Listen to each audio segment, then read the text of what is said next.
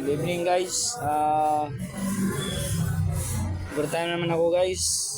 May tutrubulin tayo na TCM Isuzu forklift 3 tons C240 ang makina guys.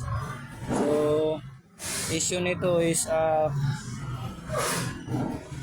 walang abante at walang atras. So titingnan talaga natin. Try natin panda rin guys para makita nyo kung nag-abante pa talaga o nag-atras.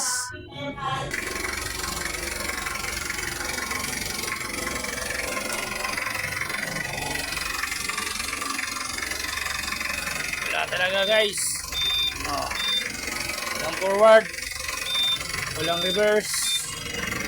So trubulin natin kung saan talaga yung may sira o ano talaga yung problema niya guys. So yan,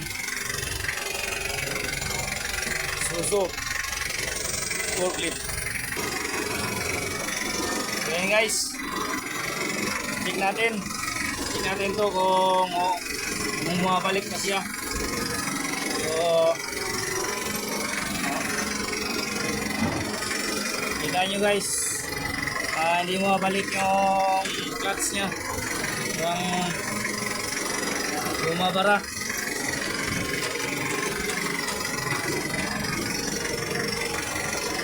So try natin ito palawagan. So ito yung problema guys. Ito yung problema niya guys. Ayaw babalik ng clutch, heatsink na control valve. Titingnan nyo guys, ayaw. So try natin to disable.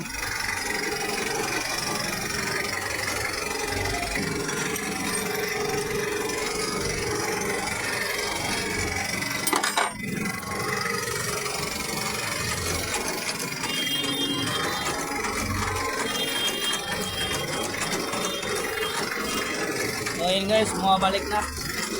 So silbaran muna natin.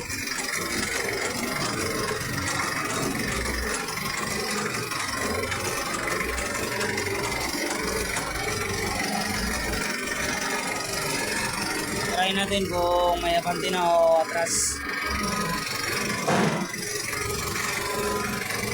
So yan guys, try natin kung may abante na at saka atras.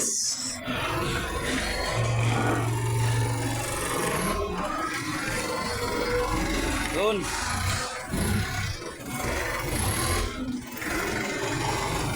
Okay, may abante na.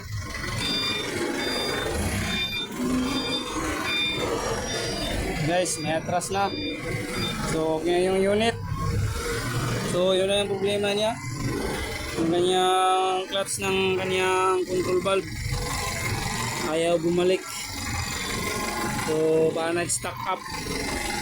So ginawa ko guys, ano ko lang, adjustan ko lang yung cable. So yun na. So salamat guys.